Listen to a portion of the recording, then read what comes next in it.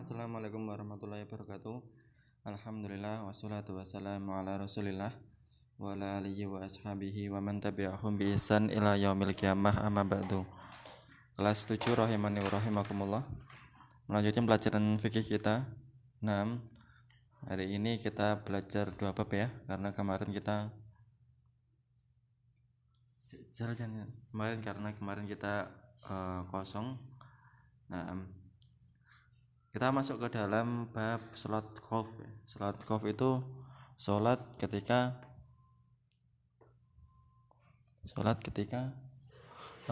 dalam keadaan khauf, yaitu takut. Hal ini terjadi ketika terjadi peperangan.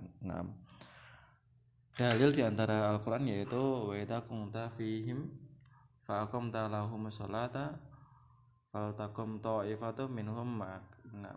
Dan apabila kamu berada di tengah-tengah mereka, lalu kamu hendak mendirikan sholat bersama mereka, maka hendaklah segolongan dari mereka berdiri sholat besertamu. Lantas tata cara sholat khauf yaitu di sini jika apa? Mbah. Nanti yang mama.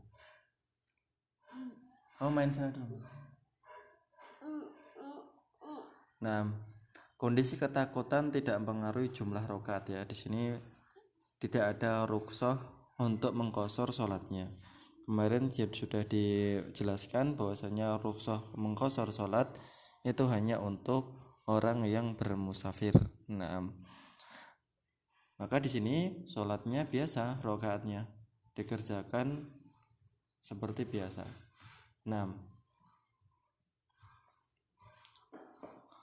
Dan telah didapatkan berbagai bentuk tata cara sholat khauf ya, dan semuanya boleh diperbolehkan. Dikatakan di sini oleh Imam Ahmad bahwasanya Nabi sallallahu alaihi wasallam ada 6 tata cara sholat khauf. Lantas bagaimana? Di sini ada dua hal yang dijelaskan dalam buku antum ini. Yang paling masyhur di antaranya yang pertama adalah ketika keadaan ketakutan karena diserang musuh. Pada saat seperti ini, maka seseorang boleh mengerjakan sholat dengan tata cara apapun dan datang dari Nabi sallallahu alaihi wasallam. Di antara tata caranya yaitu dengan dijelaskan dalam hadis Sahal bin Abi Hasmah yang merupakan tata cara sholat khauf yang paling terkenal. Bagaimana itu? Seperti ini ya. Imam menjadikan mereka jamaahnya ini 2 kelompok. Satu kelompok berdiri menghadap musuh dan bersiaga. Satu kelompoknya berdiri menghadap kiblat bersama imam. 1 rakaat. Ketika imam berdiri pada rakaat kedua, kelompok yang ini berniat untuk berpisah. Jadi kelompok yang tadi sholat 1 rakaat sama imam gantian sama kelompok yang berjaga.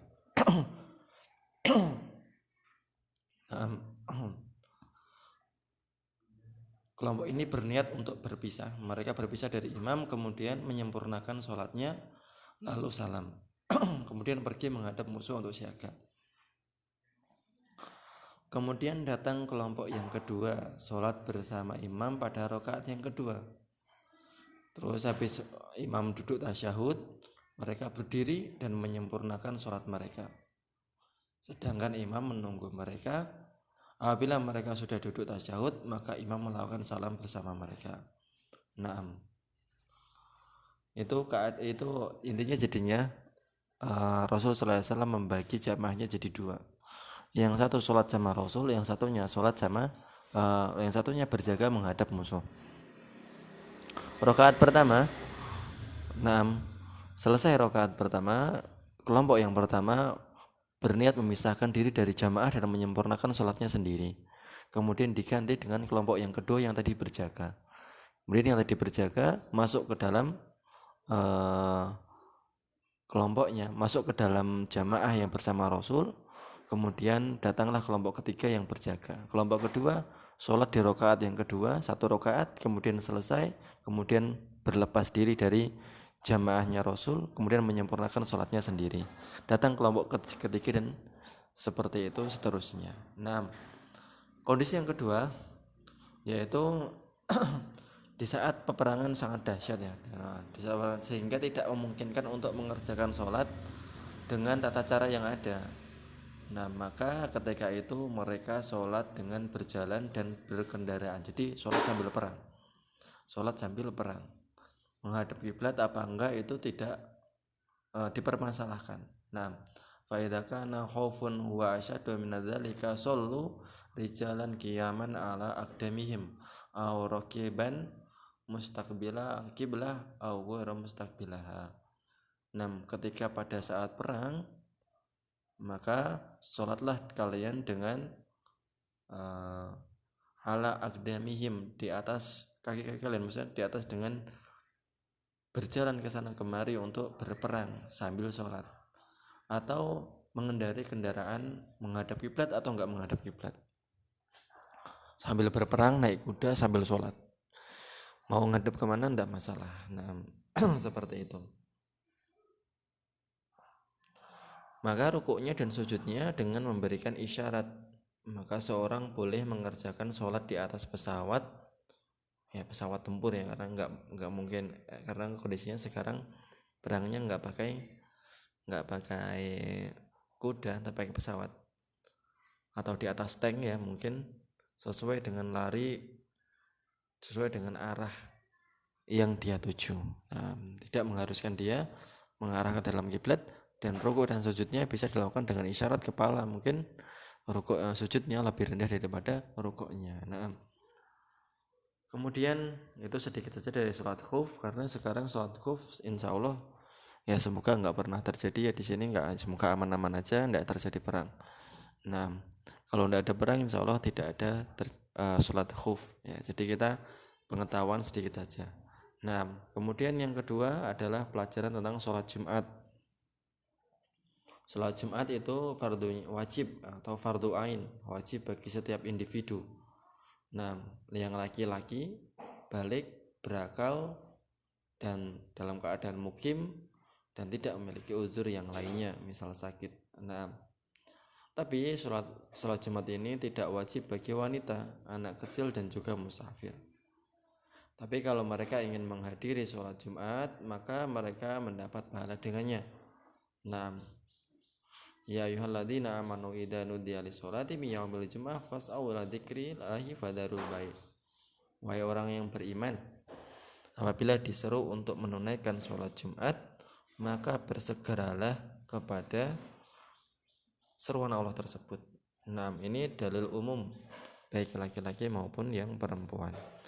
Nah,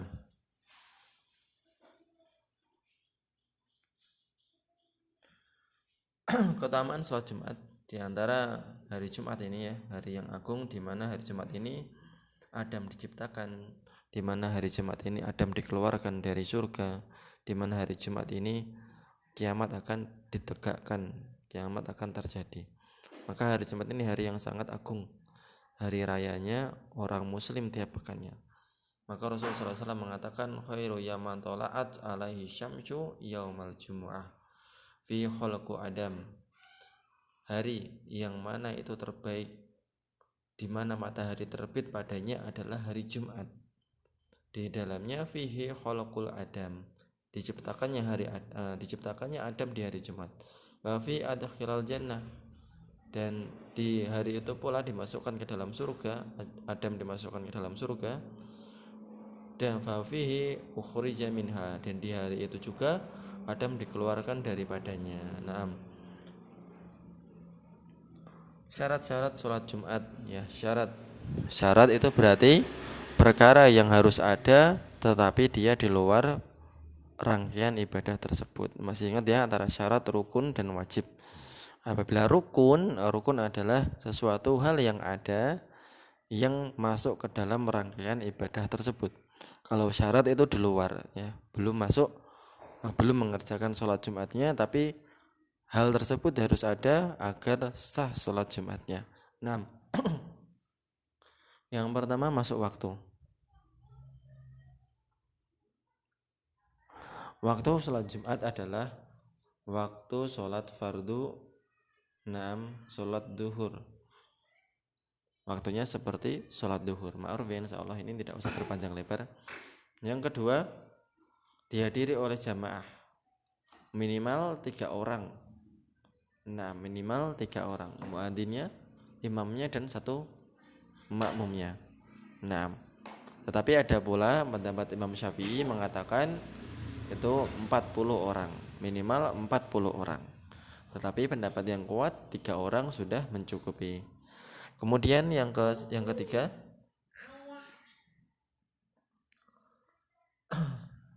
hendaknya orang yang sholat adalah orang yang bertempat tinggal, ya, mukim di tempat tersebut. Nah, maka tidak sah bagi orang-orang Badui, orang-orang yang tinggal di kemah-kemah, nah, mereka nomaden, suku-suku yang pedalaman, nomaden, dia nggak punya tempat tinggal yang tetap untuk sholat Jumat. Nah, yang keempat, hendaknya didahului dengan 2 khutbah, karena Nabi SAW senantiasa melakukannya, khutbah pertama dan khutbah kedua. Nah, biasanya yang sering menghadiri sholat Jumat ada waktu di mana khotib itu setelah khutbah yang pertama beliau duduk sebentar. Nah, itu untuk menjeda antara khutbah yang pertama dan khutbah yang kedua.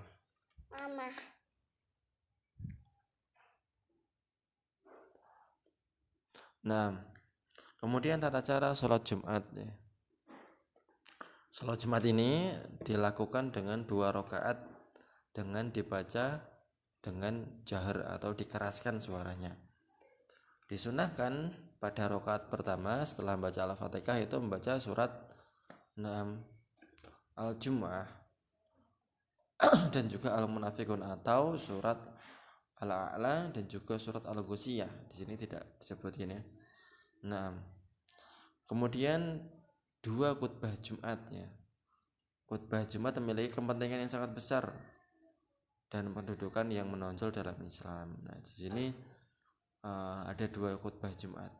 Kemudian bagaimana kalau tidak pakai khutbah? Ya, sholatnya tidak sah, karena hukum dari khutbah Jumat ini adalah wajib dan termasuk syarat sahnya sholat Jumat. Nah, terus bagaimana orang yang tertidur? Ya, orang tertidur dia batal wudunya. Ya, sah sholatnya tapi berkurang pahalanya. Nah, kemudian rukun khutbah yaitu memuji Allah Subhanahu wa taala, biasanya innal hamdalillah nahmaduhu wa nasta'inuhu wa nastaghfiruh dan seterusnya. Kemudian mengucapkan syahadat asyhadu alla ilaha illallah wa asyhadu anna muhammadan abduhu wa rasuluh. Nah, kemudian bersolawat kepada Nabi sallallahu alaihi wasallam dan berwasiat takwa. Ya ayyuhalladzina amanu taqullaha haqqa tuqatih wa la tamutunna illa wa antum muslimun. Seperti itu. Dan membaca sesuatu dari Al-Qur'an. Ya, membaca sesuatu dari Al-Qur'an, menyampaikan dalil-dalil dari Al-Qur'an, apa yang akan disampaikan pada khutbah tersebut. Kemudian sunah-sunah khutbah yaitu berdiri di atas mimbar. Nah, di atas mimbar, dan ini nggak wajib, kalau nggak ada mimbar ya nggak masalah. Nah, memisahkan antara 2 khutbah dengan duduk sebentar, memendekkan khutbah. Nah, berdoa dalam khutbah untuk kebaikan kaum muslimin dan para pemimpin mereka. Nah, jadi yang baik, yang sunnah adalah memendekkan khutbah dan memanjangkan sholat, bukan memanjangkan khutbah dan memendekkan sholat. Maka seorang itu dikatakan dia alim, dia berilmu apabila dia khutbahnya itu singkat, padat, dan penuh dengan pesan yang baik yang yang disampaikan, penuh dengan dalil-dalil, pendek, padat, tapi berisi. Nah, 15 menit itu sudah lama, maksimal 15 menit kalau khutbah Jumat yang baik. Tapi sebagian para khotib tidak mengetahui hal-hal sunnah-sunnah seperti ini. Mereka khutbah sampai 30 menit, 35 menit. Kasihan jamaahnya yang punya jam kantor atau dia pegawai di perkantoran, waktu istirahatnya cuma sampai jam 1. Kalau jam setengah 1 lebih baru selesai, ya dia nggak punya waktu buat istirahat, makan, dan yang lainnya. Nah, di Di antara lagi ketika menghadiri sunnah-sunnah hari Jumat, yang pertama mandi. Walaupun ini hukumnya adalah sunnah, tetapi jangan sampai antum menghadiri sholat Jumat tanpa mandi Jumat terlebih dahulu. Tata caranya sama dengan mandi janabah, mandi besar. Sudah lewat